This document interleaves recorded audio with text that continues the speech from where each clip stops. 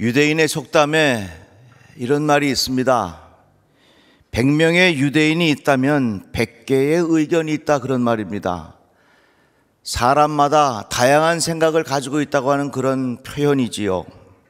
또 마케팅하는 사람은 이런 말을 합니다. 100명의 고객이 있으면 100개의 시장이 있다. 그런데 요즘엔 이 말이 틀렸대요. 100명의 고객이 있다면 1000개의 시장이 있다. 그 말은 뭡니까? 그만큼 사람들의 취향이 점점 다양해진다고 하는 그런 말입니다. 시대가 변하면서 우리의 개성과 생각들이 많이 다양해진 것도 사실이지만 원래 하나님께서 우리 인간들을 다양하게 지으셨습니다. 키를 봐도 다양하고요, 생긴 것도 다양하고요, 인종도 다양하고요, 사람의 생각도 다양하고 관심도 그렇고 관점도 다양합니다. 똑같이 예수를 믿는데 왜 이렇게 교단이 많을까요? 성경에 대한 해석과 강조점이 조금씩 다르기 때문에 그렇습니다. 구약에 보면 느헤미야 8장 8절에 에스라는 하나님의 율법책을 낭독하고 그 뜻을 해석하여 백성에게 그 낭독하는 것을 다 깨닫게 하였다. 그런데 그 뜻을 해석했다라고 하는 표현이 있습니다. 그래서 하나님의 말씀을 그들 나름대로 해석하기 시작합니다. 그러다가 그것이 오래 진행되면서 예수님 때에는 바리새파, 에세네파, 사두개파, 이러한 종파로 다양하게 발전하게 된 것입니다. 이같이 이 세상도 다양하고 각 사람의 취향도 다양하고 그리고 우리의 신앙의 관점도 다양합니다. 물론 한 교회에서 우리가 신앙생활 하는데 참 달라요. 살아온 환경도 다르지요. 교육 수준도 다르지요. 정치적인 입장도 다르지요. 신앙의 표현도 다양합니다. 정말로 다양합니다.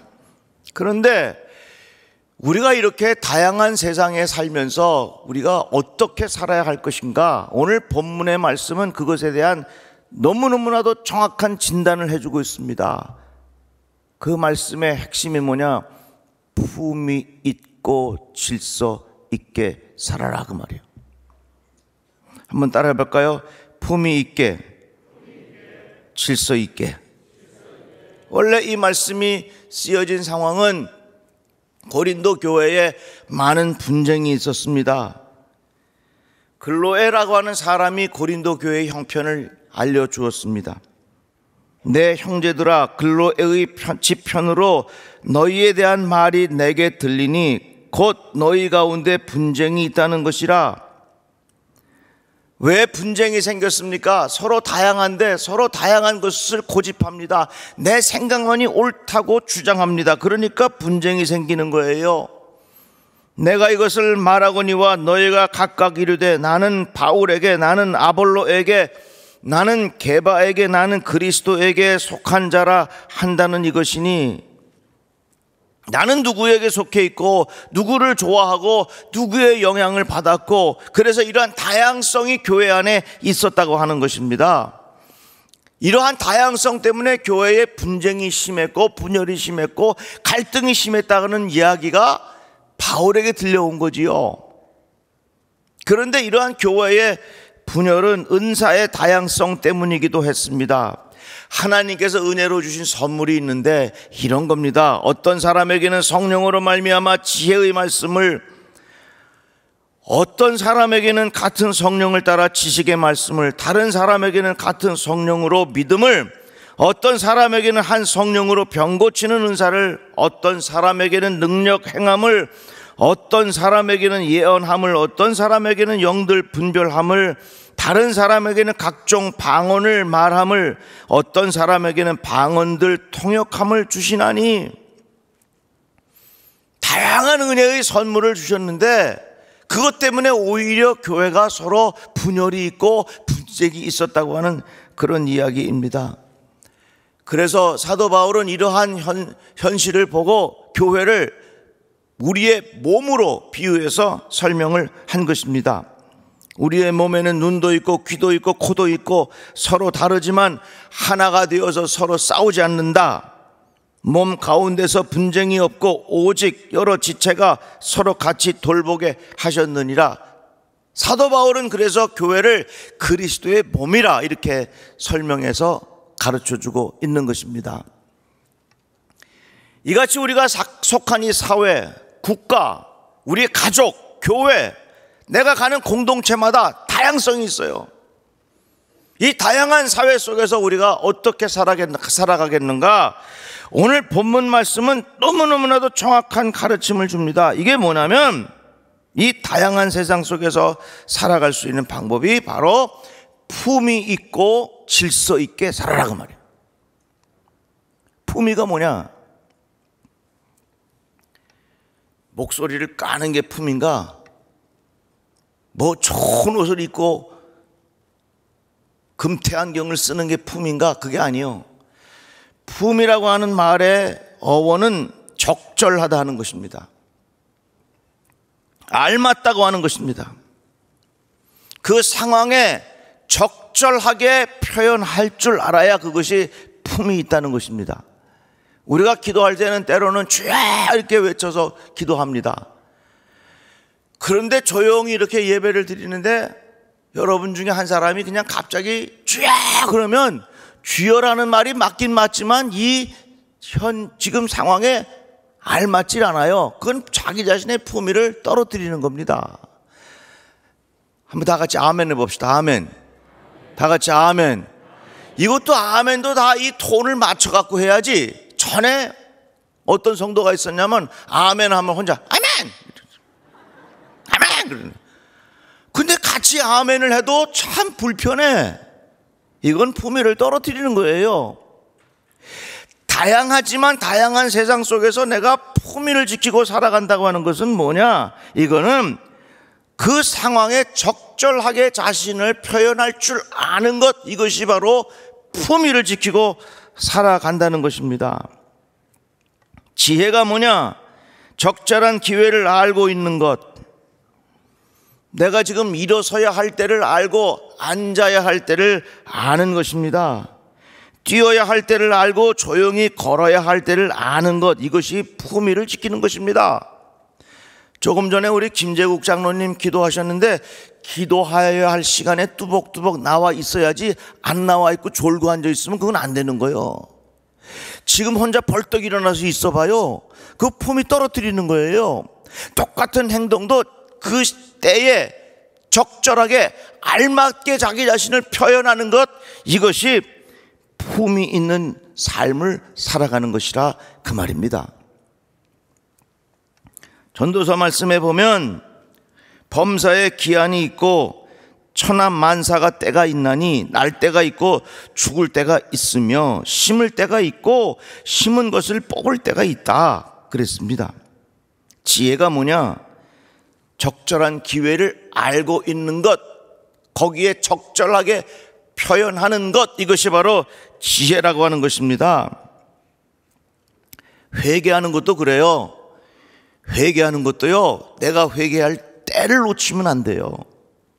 가룟 유다가 예수를 팔아 넘겼죠.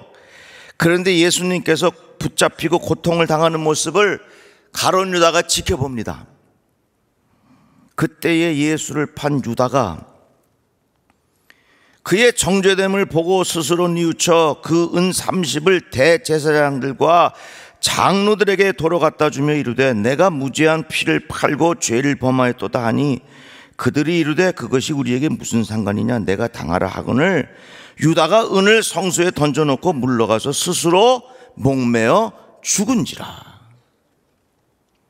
그의 마음에 뉘우침이 있었지만, 회개하는 마음이 있었지만 그 회개하는 적절한 타임을 놓쳤습니다. 지혜가 무엇입니까? 그때에 그 자리에서 그 사람에게 적절하게 생각하고 적절하게 말하고 적절하게 행동하는 것이 바로 지혜가 아닙니까? 알맞는 지혜, 이게 품위를 지킨다 하는 것입니다. 다양한 세상에 우리가 살아갈 때에 중요한 정신적인 가치가 있는데 그것은 그 환경에 맞는 적절한 표현이라 하는 것입니다. 그래서 크게 찬송 부를 때는 같이 찬송 크게 부르고, 조용히 기도할 때는 조용히 기도하고, 기쁜 일이 있어서 즐거울 때는 같이 웃어하며 기뻐하고, 슬픈 일이 있을 땐 함께 슬퍼할 줄 아는 적절함이 품위를 지키는 거라 그 말입니다. 하나님께서 아담과 하와를 창조하실 때의 말씀, 아담이 모든 가축과 공중의 새와 그들의 모든 짐승에게 이름을 주니라. 아담이 돕는 배필이 없으므로, 여기 배필이라고 하는 영어의 표현을 보니까 적절하게 도움을 주는 자, 이렇게 설명하고 있습니다. 부부는 누구인가? 적절하게 도움을 주는 사람입니다. 품위를 지킨다는 게 뭘까? 그 상황에 알맞게 적절하게 반응할 수 있는 지혜, 이게 바로 품위를 지킨다는 거예요. 지금 우리는 이 다양한 세상에서 살아가는데 우리에게는 이 정신적인 가치가 필요한 겁니다. 아름다움이 뭡니까? 적절한 조화를 갖는 게 아름다운 겁니다. 우리 눈이 두 개가 있어요. 하나는 요만하고 하나는 눈이 이만해 봐. 이건 적절한 조화를 깨니까 아름답지 못합니다. 그래서 아리스토텔레스는 일찍이 뭐라 그랬냐면, 아름다운 게 뭐냐? 너무 크지도 않고 너무 작지도 않고 적절한 조화를 이루는 것, 이게 아름다운 거다, 그렇게 말을 합니다. 여러분, 품위 있게 살아가시기를 바랍니다. 내가 품위를 지킨다는 건 뭐냐? 주어진 상황에 내가 적절하게, 한쪽으로 치우치지 않고. 저는 앞으로 지도자는 어떤 사람이 됐으면 좋겠느냐? 잘 균형감 있는 사람이 지도자가 됐으면 좋겠어. 한쪽으로 치우치지 않고. 그래서 양쪽을 잘 이렇게 어거해 나갈 수 있는. 이 대통령 선거가 앞에 놓여져 있는데, 제 개인적으로 생각하기에 대통령은 뭐냐? 크게 통합할 수 있도록 명령을 받은 사람이 대통령이야. 한쪽으로 치우치지 않고 전체를 아우를 수 있는 이 통합의 능력, 이게 대통령 아니겠어요? 품이라고 하는 게 뭐냐? 그 자리에서 적절하게 알맞게 표현할 수 있는 능력, 이게 품이란 말이죠. 다양한 세상에서, 다양한 교회에서, 다양한 사회에서 어떤 정신적인 가치가 있어야 되느냐? 품이 있고, 그 말이에요. 품이 있고. 그 다음에 말씀 보니까 모든 것을 품이 있게 하고 질서 있게 하라. 질서가 뭡니까? 질서가 쉽게 말하면 순서 잘 지키는 게 질서예요. 제가 저 당산중학교 나왔는데 여기 우체국 앞에서 늘 118번 차 타고 다녔습니다. 그때는요, 질서 잘 안 지켰어요. 순서 없었어요. 그냥 서 있다가 버스가 오면 그냥 막 달려가가지고서 타는 거야. 얼마나 그 승객이 많은지, 야, 그때 차장들은 얼마나 힘이 셌나 몰라요. 어떻게든지 밀어 집어넣고 그냥 동전으로 두 번 탁탁 치면 버스가 S자로 확 쉬어. 그렇게 그냥 가득 탔던 사람이 쑥 들어가고 자리가 남아. 아시잖아.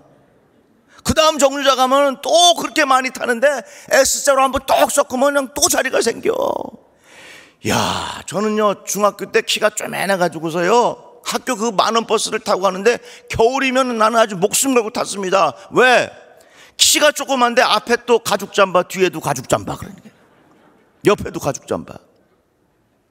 그런데 요즘에는 마을 버스를 타도 다 줄을 서서 타. 질서가 뭐예요? 순서를 지키는 게 질서예요.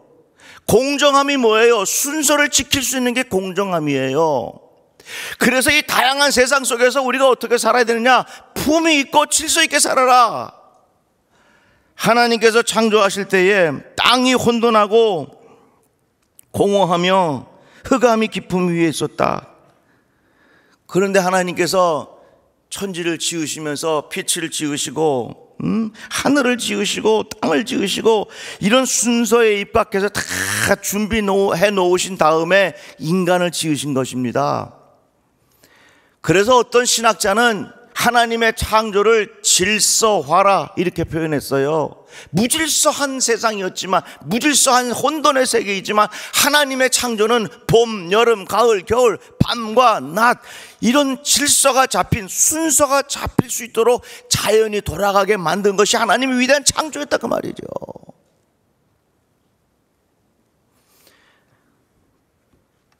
아는 것이 지식이라면 무엇을 먼저 해야 할지 순서를 아는 것이 지혜입니다. 신앙의 표현이 무엇입니까? 하나님을 먼저 인정할 줄 아는 것이 바로 바른 신앙의 표현 아니겠습니까? 라면을 끓여도요, 라면 면이 끓은 다음에 수프를 넣는 거하고 물이 끓고 있을 때 수프를 넣고 나중에 라면 면을 넣는 거하고 맛이 다르답니다. 순서에 따라서 이렇게 인생이 달라지는 거예요. 우리가 이 복잡한 세상, 다양한 세상 속에서 우리들이 갖춰야 할 중요한 가치가 있는데 그게 뭐냐? 품이 있고 질서 있게. 먼저 주님을 생각하는 순서. 어거스틴은 뭐라고 말했냐면 올바른 순서를 사랑하게 하소서 그렇게 말했어요. 올바른 순서를 사랑하게 해달라고. 그런데 이렇게 적절하게 품위 있게 살고 순서를 잘 지키는 질서, 품위 있고 질서 있게 살아가려면 거기에는 뭐가 있어야 하냐면 지도력이 살아 있어야 되는 거예요. 보세요. 오케스트라를 보면 다양한 악기 소리가 있습니다. 연주가 시작되기 전에 자기 소리를 내면서 전부 다 튜닝을 해. 음을 맞춰. 그런데 그 튜닝하는 소리는 너무 시끄러워. 자기의 소리를 내는데 우리가 듣기에는 너무 시끄러워. 왜? 거기에 뭐가 없어서? 질서가 없어서 그런 거예요. 순서가 없어서 그런 거예요. 그런데 지휘자가 지휘봉을 다 들고서 너 나와라, 너 나와라, 너 나와라, 너 나와라 하면서 이 지휘자가 순서를 탁탁탁탁 정해주면서 자기의 소리를 알맞게 적절한 타임에 적절한 자기의 소리를 내니까 아름다운 하모니가 나오잖아요. 이게 세상이 돌아가는 원리예요. 여러분, 지도력이 어디 있습니까? 온 인류의 지도력은 우리 주 예수 그리스도에게 있는 거예요. 다 같이 아멘. 예수님이 땅에 오셨는데 예수님이 누구냐? 만왕의 왕으로 오신 거예요. 그래서 내가 나의 목소리를 내고 내가 적절한 타임에 순서를 맞춰서 하는데 그 기준을 가장 중요한 것이 어디에 두고 살아야 되느냐? 우리 주님께서 어떤 마음으로, 우리 주님께서 어떤 소리로, 주님께서 나에게 어떤 것을 기대하고 계시는지 그 지도력, 내 인생의 모든 지도력을 예수에게 두고 살아야 된다 그 말이지요.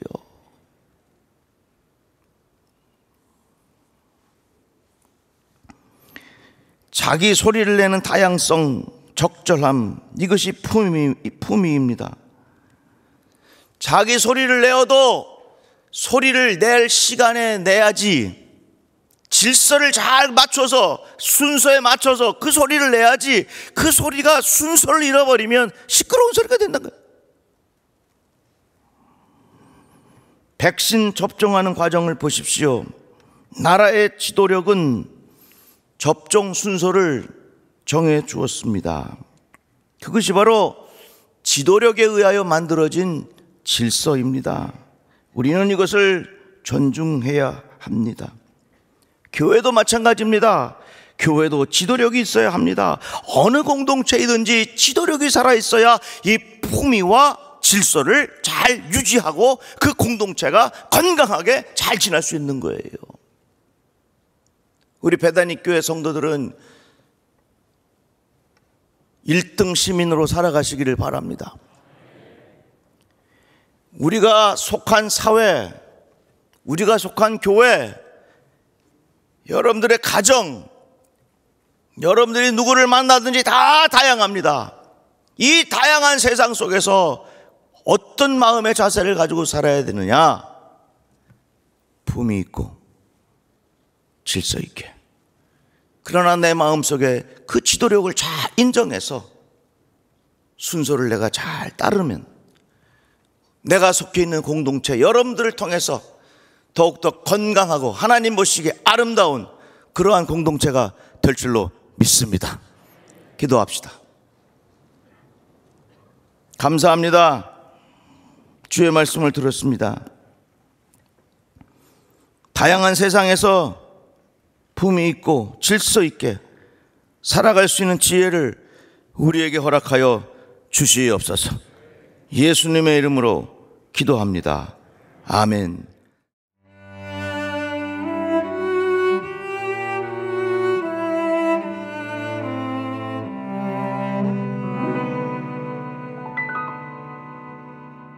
저 장미꽃 위에 있을